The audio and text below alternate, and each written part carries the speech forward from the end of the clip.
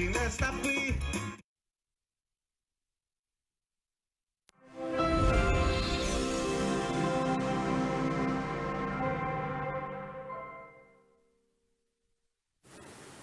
Hello, I am Leron Brummel. Thanks for joining us. September 15 is celebrated as International Day of Democracy after being established in 2007 through a resolution passed by United Nations General Assembly, the UNGA.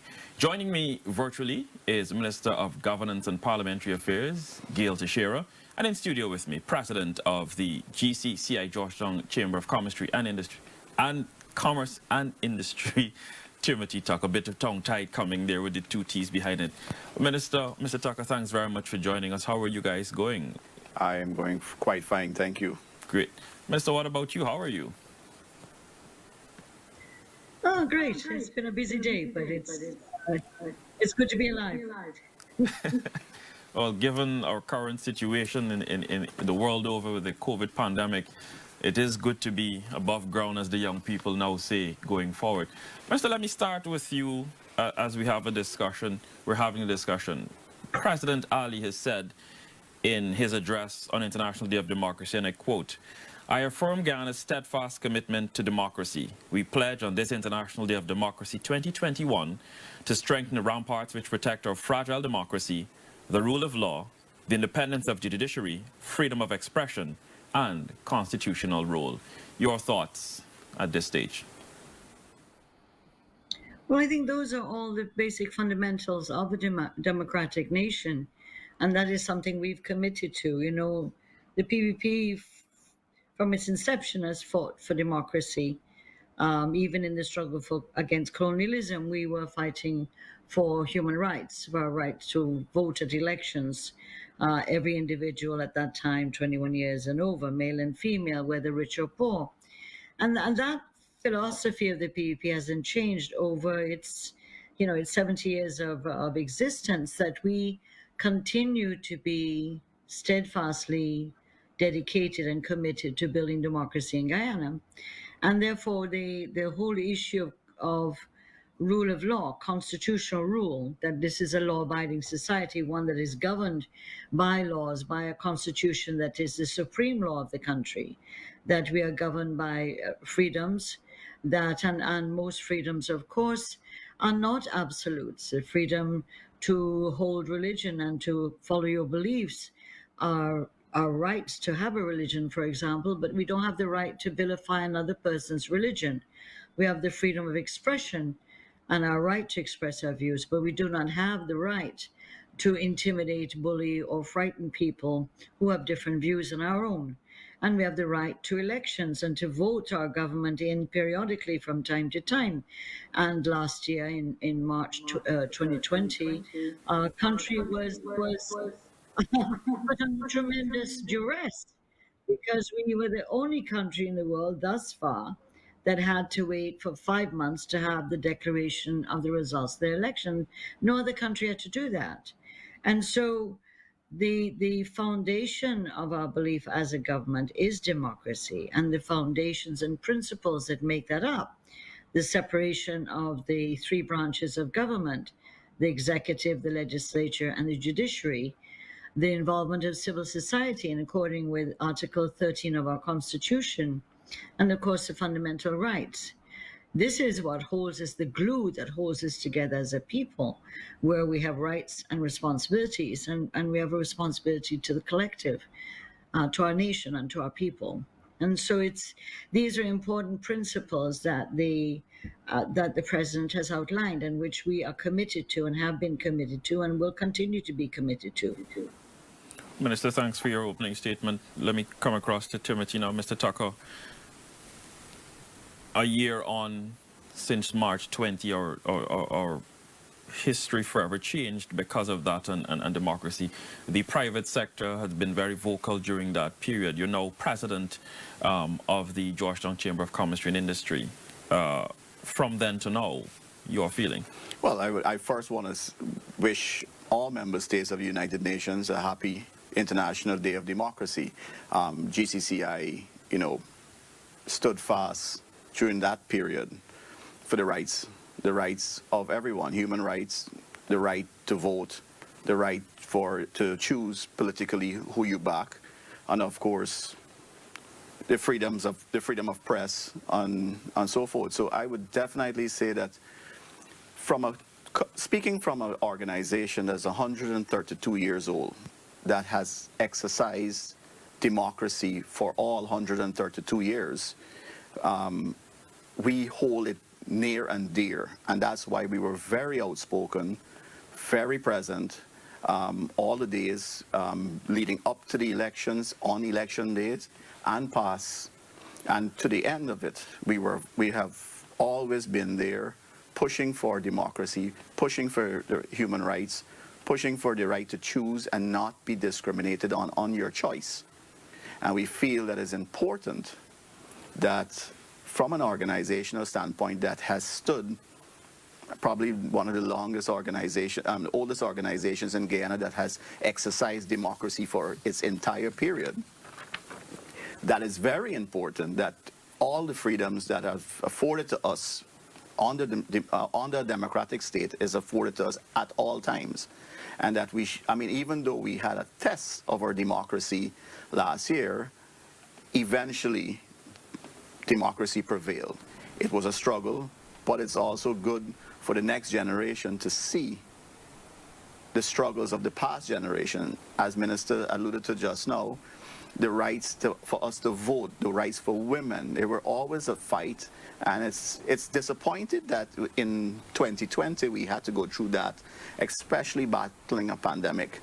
But nevertheless, democracy prevailed. We are here today, and we look forward for democracy prevailing going forward, especially on a day like today, which is International Day of Democracy. We have a lot of themes coming on the International Day of Democracy. In 2020, through COVID, there was a spotlight on democracy. Celebrations of 2019 took under the theme participation. Between 2013 and 2016, there was a discussion engaging youth on democracy, a space for civil society. Civil society, how does civil society see its role going forward from here, given your statement a moment ago? Civil society has to take an active role. We have to ensure that our freedoms and our rights are upheld. We have to keep our politicians in check. We have to make sure that they are adhering to the principles of democracy, right? We have to make sure that we participate. Democracy is not only exercised every 4 to 5 years in a ballot box or an election on election day. It's every day. It's every day that you get up and you come out, and it's your rights. But as Minister had said, we cannot take our rights and invade on other people. We have to respect other people and respect other people's choices. And that is part of democracy. And it's important that civil society, we've seen all of the nonsense and craziness, for the want of better words, on Facebook that intrudes on people's rights, whatever choices they make, their political choices, their religious choices, even their gender. And we have seen those things being, people target people, pressure people, assault people verbally on Facebook and other places. But we have to respect and adhere to the principles of democracy, and those are what is important. Civil society has to play their part and ensure that those things are upheld. Minister, let me bring you back in the conversation here. Mr. Tucker has spoken on the role that the civil society plays in it. Government has been doing a lot of consultations, a lot of talking. At this stage, are you comfortable with the engagements, you as in government, comfortable with the engagements at the level of civil society government has been having over the past year? Well, I think that certainly in comparison to the past 5 years, we've been out there a lot more. President, Prime Minister, Vice President, ministers have been very visible and accessible to the public and at the community levels. We may not have, I know that the private sector has some very strong linkages and meetings and discussions with cabinet members. The religious community, I've been meeting with them, and we've agreed to have once every 3 months a kind of stakeholders forum with the religious communities. And so we're trying to put those structures in place where it's just not ad hoc, although there may be times when it is ad hoc, but to put some kind of systematic approach, particularly to the civil society stakeholders, whether it's women or children or Amerindian groups or labor business, for example, to put in a structured way, whilst at the same time those organizations would deal directly with different ministries with regard to their special interest.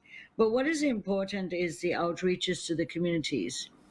I don't think anyone can say in the last year that ministers have not been visible and out there, not because only of the flood and not only because of distributions of the cash care and the household relief and so on, but that ministers have been going out to communities dealing with farming issues, drainage and irrigation, for example, mining issues, and so on. So that's an important component of government and an important aspect of democracy is that the people you elect to represent you in government are accessible and visible.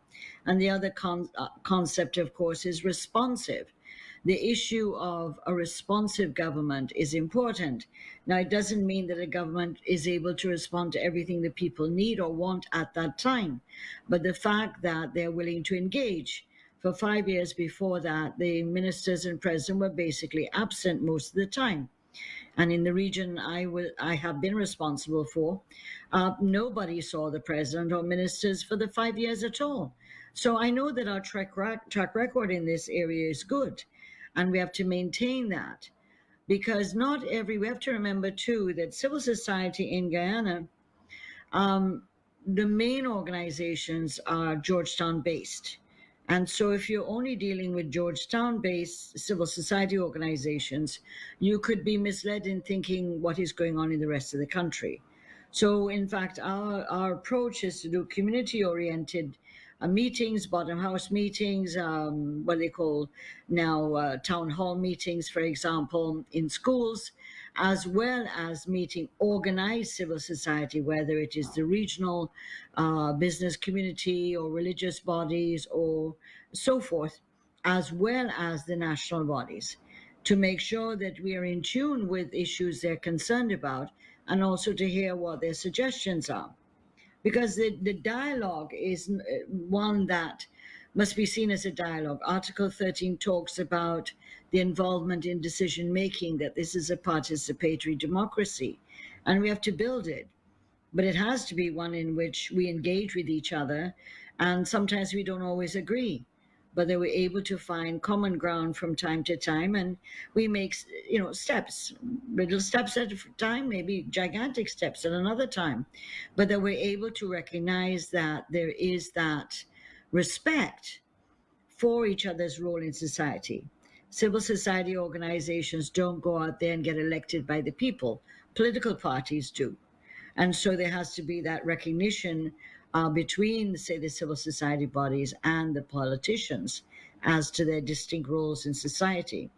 So I think that we have made it very clear that this is going to be our style of government: inclusive, participatory, and responsive to our people. And I think we've been able to show with the first two budgets that we are trying to rebalance the economy, trying to make tremendous efforts at enormous cost to bring the COVID pandemic under some level of control so that we can return to democracy. And of course, at the same time, an enormous amount of work is being done in terms of attracting investors and facilitating various new investments to transform our society. So a lot has happened in the year from August 2nd to now, and it's a good point for us on this day of International Day of Democracy to kind of take stock of where we've come from and what we've done in this period, the trials and tribulations we went through, the difficulties, our resilience, and our ability to prevail, and what we've had to go through in the last year with COVID again and with floods that impacted every region of Guyana, and yet we have prevailed and we've come through it. And so these are important, what you call indicators of the growing maturation or the growing up of our democracy, little bit by little bit, as we are as the president said, a fragile democracy. We're an emerging democracy. We're not like old advanced countries who have had democracies for several hundred years. We are not in that category. But we've seen in other parts of the world, as we talk about IDD today, where there have been countries who had old democracies and felt that they were very secure. And we've seen the growth of fundamentalist groups who have done a lot of damage and threats to that democracy. And I give the one example in relation to January 6th at White House, at the Capitol Hill. That is an extraordinary event that showed the cracks in the democratic structures of a very old and respected superpower, basically, United States. And so we must never lose our guard. We must never become complacent in defending our Constitution and our rights and our democracy. Yeah, thanks for that. You mentioned one thing as the president has described it as a fragile democracy, and let me bring Mr. Tucker into discussion as well. Is there a concern in the use of the term fragile democracy that can give us, that can portray in the minds of the regular man in the street that something is not right? And how do you think we can go about changing that perception or moving forward as we look to build and strengthen our democracy? Well, if you're going to ask me that, I would say that if you look at the fragile democracy of Guyana, what attributes to it, it's our 1980 Constitution. It's clearly that our Constitution needs to be reformed to really cement, as Minister had spoken earlier, the 3 pillars of government and reduce some of the powers of the president. And that's why we're still a fragile democracy, right? I mean, of course, we're young in it, but at the same time, some of the unilateral, the exhibits of unilateral power that was previously exhibited 5 years over the last 5 years, tells us that we desperately need constitutional reform. The aspects of Guyana's electoral system tells us that we need to strengthen it. Luckily for us, our judiciary came through, and we were able to uphold the will of the people. But at the end of the day, do we want to risk that again? Don't we need to cement it, fix it, protect it, ensure what we've seen never happens again? Of course, we know anything can happen. History has shown us January 6th, one of the strongest democracies in the world, has showed its cracks. But at the end of the day, we are a young democracy, and we have to ensure that most of the things that we see worldwide does not happen here. We have to ensure that we protect our democracy, ensure that we do not get, at some point in time, a leader that becomes authoritarian and removes the democracy. We've seen that here in this country in 50-something years. We've seen all of those things already. So it's important that we enact the changes that we need to protect and strengthen the democracy in Guyana. Minister, let me bring you back to the conversation. Constitutional reform always comes up in the discussion when we talk about democracy. I'd like to get into this conversation. I know you want to add to what Tim spoke about. But before you do that, where are we as a country in terms of constitutional reform? We've had that discussion. Where is government at this stage in looking at constitutional reform a year later? Well, I believe it's still on the agenda, and we've said that, and we said we'd do it within the 5 years. So we did not commit to start it in the first year, as far as I remember. But I want to say this, that I think Guyanese need to know their constitution and they don't know it, basically. They hear about it and they pick at it. The 1980 Constitution was heavily amended in 1999 to 2001, and therefore the fundamental civil rights or the fundamental human rights, which were not enforceable except by an act of parliament, were made enforceable. And so any of us as Guyanese in our human rights section of our constitution do not have to have an act that makes them enforceable. We can go to the courts on a constitutional motion where our human rights are violated or any right of ours under that section are violated. We created Article 13, which is a definition of in regards to inclusive and participatory parliamentary democracy. We also reduced the powers of the president, and therefore the constitutional appointments and the rather awkward, untidy arrangement where the leader opposition and the president have to agree to certain constitutional appointments was brokered in that period at a political level, even though they knew it might be political gridlock.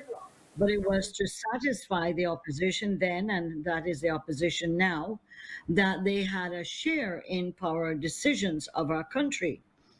The fact that it hasn't worked is unfortunate, but that is what was thought in 1999, 2001 as a means of returning to normalcy, which we had had several years of violence and boycotts and what you call strikes.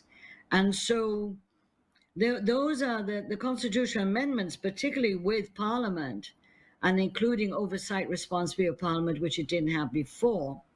The freeing up of the office of the Auditor General from not having to report to the Minister of Finance, but going straight to Parliament, and a whole range of other issues that are very critical in regards to our Constitution. In fact, at the time, and I still believe we have the most progressive amended 1980 Constitution in the entire Caribbean, in the CARICOM. There's no other country where any Governor General or Prime Minister has ceded powers to appoint the Public Service Commission, the Judicial Service Commission, and the Police Service Commission. That is done here. There is no Prime Minister or Governor General who has ceded their power to have a sharing of the leading opposition in agreeing to who he puts as the Chief Justice, for example, or the Commissioner of Police. So I think that, yes, our Constitution needs to be re-examined and reviewed. When people talk about GCOM, for example, it is not the GCOM, the Constitution, that did us wrong in the elections. It wasn't the formula to do with the appointment of the commission that did us wrong in the March 2020 elections. It was officials, GCOM staff in the GCOM that tried to steal our elections in collaboration with the AP and UFC leadership. Now, no law, no constitution can write that in, that we must now write in law and in constitution, chief elections officer must never try to steal the elections. Do we have to write that in law to make it an offense? Because the laws already make it an offense that if you try to commit fraud or forgery or any other form in the election law. So yes, we have to examine our elections. We have to examine electoral laws. We have to examine our constitution. It is time. Every 10, 20 years, one does that. No constitution is meant to stand forever like granite and be untouchable. But we must know what we want to change in it. I mean, I may have ideas of what I want to change in it. It may not be the same as other people. But it has to, what we do need to look at is the process. Whatever we do as a people with the Constitution, the important issue is the process. What process do we develop and define as a people that allows participation of all? In the 1999 to 2001 experience, we went across all 10 regions, had bottom house meetings. There was a presidential appointed parliamentary constitutional reform commission that was headed by Ralph Ramkaran and which had equal numbers of the political parties in it as well as civil society. The civil society groups are the largest number. And I'm pretty sure that that is a similar model that we will go to when we are ready to start. But we've made it very clear it will be a national consultative process. It will involve people, and people therefore have to be knowledgeable about the constitution they want to change. And so, yes, there's something that we have to go through. There may be issues of laws and rights we want to add that aren't there right now, that affect marginalized groups or groups that feel that they're disenfranchised by prejudice and other things. So we need to review. But that isn't the reason why we went through March the 2nd, 2020 to August the 2nd. The Constitution upheld itself. It was upheld in the courts of law. It was upheld by the Caribbean Court of Justice, our apex court. What let us down was not our Constitution, it was humans, the human factor, the election officials in the GCOM and the APNUFC leadership that tried to hijack the elections and the votes of the people. And therefore, what do we have to do with constitutional and electoral reform now? We have to bring about laws that will put more serious penalties for anybody who wishes to dream up again to do any such wickedness to the Guyanese people ever again. That's where we have to put our efforts. And so we're fragile, yes. Fragile may not mean so much because of our constitution, but more because of the politics in our country, more because of the political atmosphere and the lack of political leadership on the part, I regret to say, of the APNUFC. The behavior of many of the members of the APNUFC, particularly those who are now in parliament, are bordering on anarchism. These are not persons who want to sit and talk and engage. This is not the atmosphere that they're creating. But democracy is based on consensus and discussion and arguing and finally coming to compromises. And that's where we can't go now because the APNU AFC is not in the mood for anything like that. Anything that is out of the mindset of the APNU AFC right now, unfortunately. And so that's where our fragility is most critical. The Constitution doesn't hold us back from that. It is the political opposition mainly that it has a role to play. It's an important component of the legislature, it's an important government, a component of the three branches of government. And it has an important responsibility to play in upholding normalcy and stability in our country and economic and social growth. The behavior now is one of anarchy, of threatening and trying to destabilize. That's where I believe the president is talking about as being a fragile democracy. Two questions come to mind based on the statements you've made, and I'll bring Tim back in a minute. One, So, how do we go about educating a nation on constitutional reform to get them up to that stage when there are going to be consultations? And two, you mentioned it at the end of the day, the human factor involved in it. How then does government intend to push constitutional reform if there is not cooperation from the main political opposition? well, maybe the second one first, and that is that, we have work to do and we'll continue to do our work. And the issue of constitutional reform and the way it was designed before was very broad based. Private sector, religious organizations, labor, women, youth, Amerindian, professional organizations were all involved. And that there were thousands of community meetings where this was discussed. And you might be surprised that, in fact, people made a number of recommendations came out of those community meetings on local government, for example, in regards to their rights. And so there are sections of the Constitution that emerged from those meetings, even though people may not have been that familiar with what the Constitution actually contained. The 1980 Constitution, of course, was boycotted at the referendum because no one knew what it was going to look like in 1978. The elections were postponed to allow for the the Constitution to be brought in 1980, no one had a clue what the Constitution looked like. And that's why the 99 2001 experience is such a critical part of our history. But to go to the second point, this is where I believe you, the media, Lee, and the radio, and the other press media persons, including the internet news, the social media. In terms of advising our people, we talk about rights, and we need to actually, maybe on a daily program or whatever, choose a piece of the Constitution and read it and then explain what it means to our people. I think the University of Guyana, I assume, is looking at the Constitution in the law faculty, but I believe the Constitution should be what you call a required reading of everybody who goes to the University of Guyana, or everybody goes to the Cyril Potter School of Education, and all the other tertiary institutions of our country. I believe further that a school system should have the Constitution as part of a required reading of children who are in fifth and sixth form.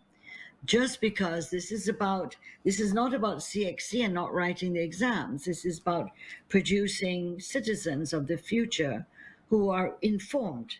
Because a lot of what happens in Guyana is based on lack of information, of people being misguided based on not knowing. Just as we have been talking about the vaccine hesitancy, a lot of people are misinformed, some deliberately so.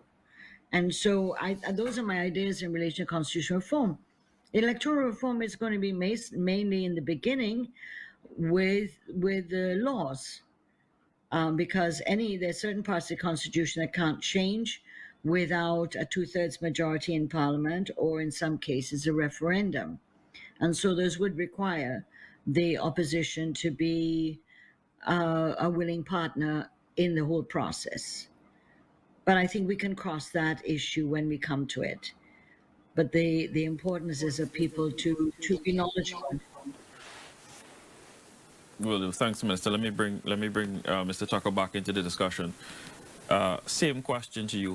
What do you think we can do in terms of educating the nation in terms of constitutional reform? And my second follow-up question to that, more from the business end, and having a stable democracy and its importance to business. I mean, as Minister said, that it's important that the media plays its role in terms of getting that out. And of course, the more educated the next generation is on its rights, definitely plays the best and the key role. Of course, if you understand your rights, then you can stand up for your rights. If you're aware of what it is, parts of the Constitution, I mean, the thing about it is that a lot of what we have seen is misinterpretation of the Constitution. One person interpreted this way. Of course, politicians interpret things their own way to suit themselves. So everything is done in that sense. And what we have seen over the years, it's the inability for the regular person to understand the Constitution and even understand their rights. Many times people are misled by people telling them, oh, this is what you believe is this is what we believe your rights is, rather than what your rights really are. In terms of stable democracy is the pillar for the private sector development. If there's no stability, then there's no confidence to invest in a country. You will look for the next exit. If you're going to depend on foreign direct investment, and even local investment, you have to have a stable democracy. You have to have stability, political stability, confidence, right? There must be a plan. From the private sector, we would love to see a new development plan. I mean, this government has presented its development agenda. We accept it. We embrace it. We are working with the government to enact it. But at the same time, we've seen this government present that before. We had a change of government, and then we've seen the flip to the other side. So I think sometimes that swaying with the two political parties, everybody has their way of doing a job. But we all, as a country, should have one common goal. And we just need to identify those goals as a common goal for this country. And whichever political party is in power, they will use their way, their talent, to achieve at least 5 major goals that is required by that is wanted by the entire country. And of course, private sector, we have our goals. We have the things that we would like to see. Everybody here would like to be able to, live in a country that you can depend on, that is politically stable, that the democracy is upheld at all times. And those are the fundamentals that the private sector would want to develop a country on. Mr. Tucker. Mr. Tucker goes back to pretty much what you said a short while ago, having that discussion on compromise. And I believe just when government took office a year ago, you called for parliamentary maturity in the general sense of the word. And I guess we can all say at the end of the day, political maturity as well in that discussion. Yeah, I mean, clearly the leadership requires a level of responsibility for those of us who hold positions. We're elected, we have responsibilities, and it's very important that this is not taken lightly. It's unfortunate in Parliament that the fact that they're elected, they have 31 seats in Parliament, seems to give them the right to be the bully boys in the pit, as they say. Somewhere along the line, this has to change. The Guyanese people will not accept that kind of vulgarity and crassness. What do Guyanese people look at as voters, as citizens of our country? Are those that are going to make things that are going to make their lives better, that they have hope, they have a future, their children have hope, they have a future, that they have opportunities, that they have rights that allow them to take a chance and to accept sometimes when they don't win. But the issues of our people is about a better life for themselves, better education, health, roads, bridges, jobs, scholarships, things that will enhance the quality of their lives. And so, whilst some grandstanding and some drama gets some support somewhere, it doesn't sustain. It is not sustainable. People need to see change. So the housing programs that have now restarted after being in the doldrums for the last 5 years, having done almost about 10,000 house lots in a year, when they were going at about less than 2,000 a year, with 68,000 applications pending. That has an amazing impact, not only on the person who becomes a house, owns the land, it's also what it does to the economy and the society. First of all, many of the household owners, when we were in government earlier, were women and single parents. That is an enormous achievement in terms of women's property rights and security of tenure. For the private sector, for every house that's built, those are materials that need to be provided, whether it's sand or quarry stones or mace, what you call PVC or zinc or steel wires and whatever, or chain link, so that everything has a ripple effect.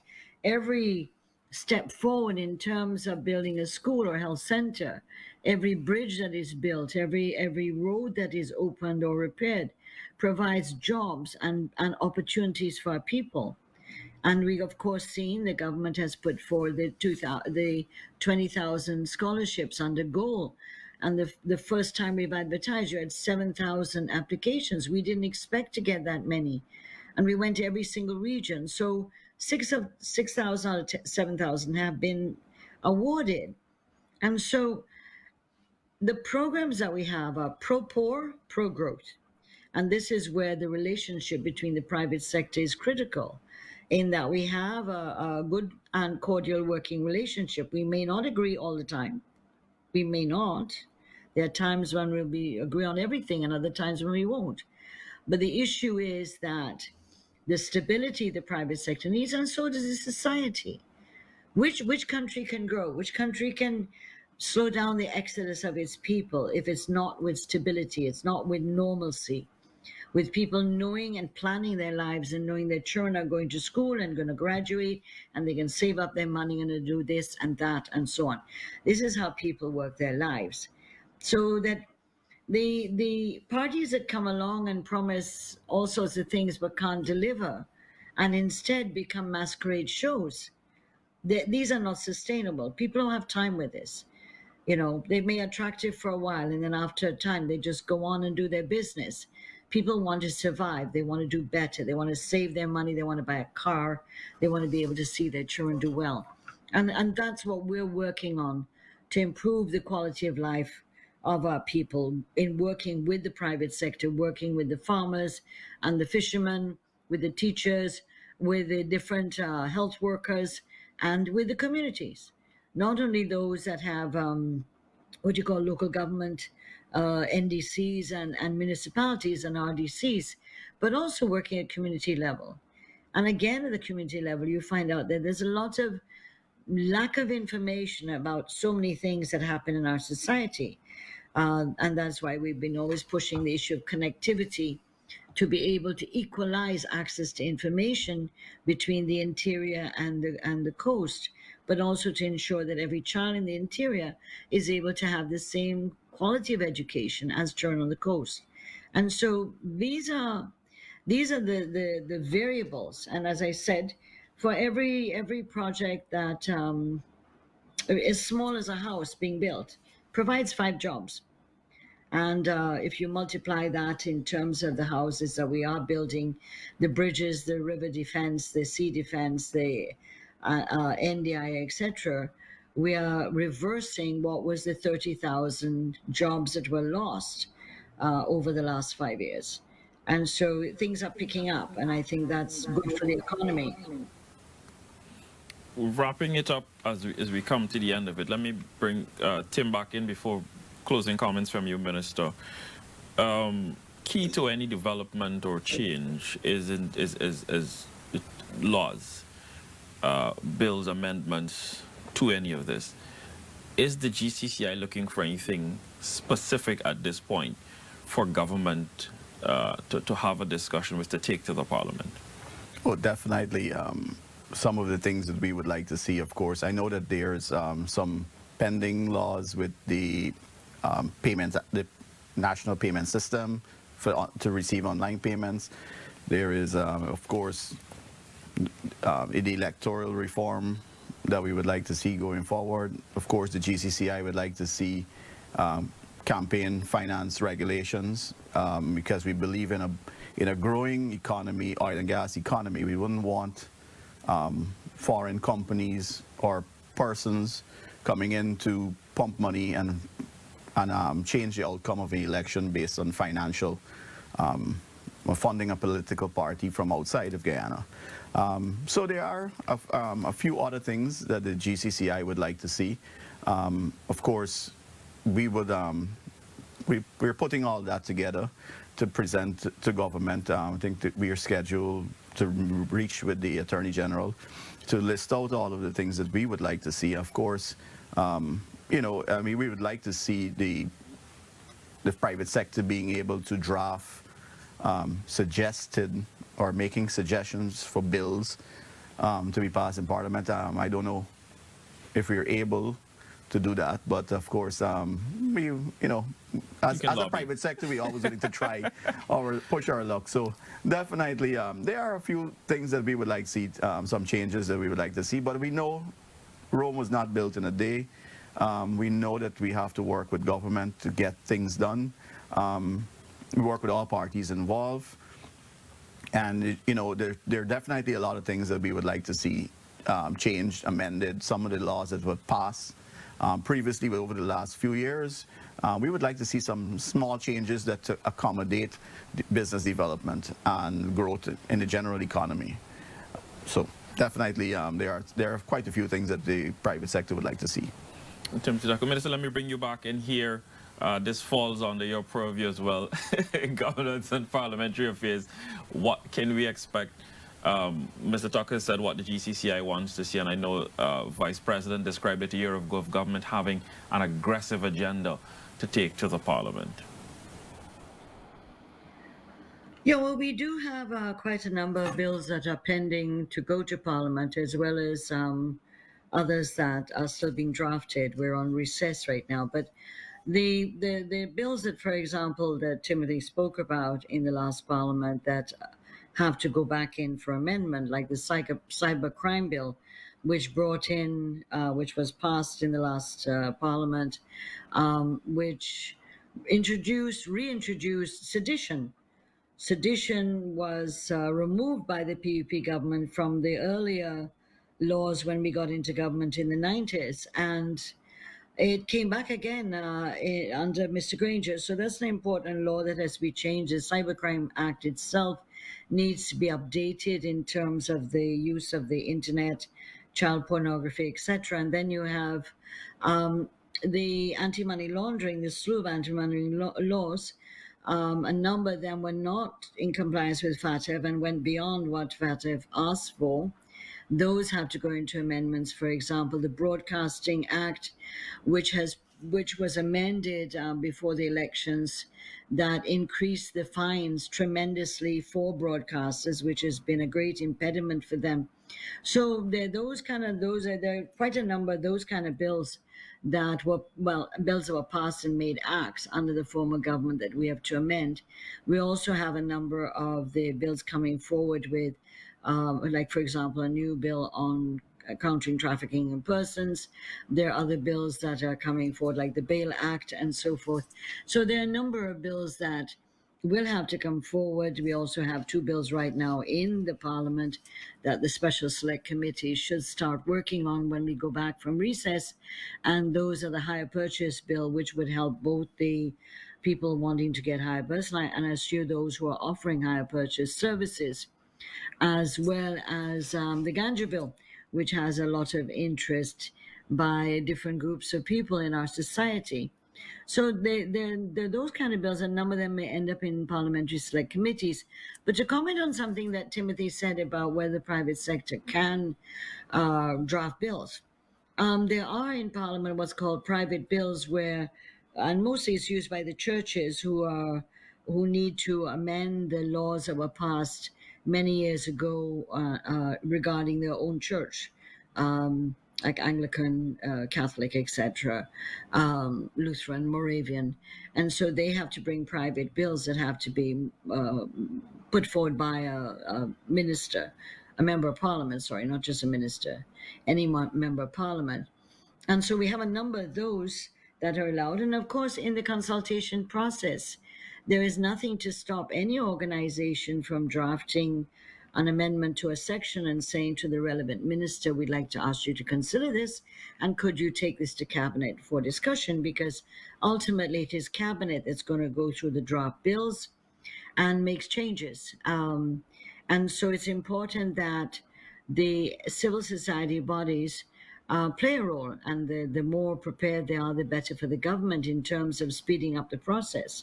But I think it's a good entree, and I think that I would encourage the private sector bodies to look at the laws and to come up with what they think are either drafting guidelines or areas they would like to be amended. We'll start a discussion. Some of it may be acceptable, some may have to wait for a while, but who knows? But I think it's an important exercise that we need to go through as we mature as a democracy. We are still in what you call the adolescent stage as a democracy, and we still have a way to go. But I think our people are capable of developing a mature, well-informed, democratic nation. I truly believe that with all my heart. And so today, being International Day of Democracy, that hopefully people will take stock and that they will recognize we were in danger as a nation, and we were able to recover because of our resilience, because we were not alone in the world, that the world stood up for Guyana and our democracy. And we must be proud of that and make sure that we protect it. The Gail Teixeira, Minister of Governance and Parliamentary Affairs, and Timothy Tucker joining us, President of the GCCI. Thank you very much for joining us for this discussion on International Day of Democracy. In the words of the United Nations, International Day of Democracy provides an opportunity to review the state of democracy in the world. Democracy is as much a process as a goal, and only with the full participation of the international community can the ideal of democracy be made into a reality. I'm Leland Brummel. Thanks very much for joining me, and remember to be safe.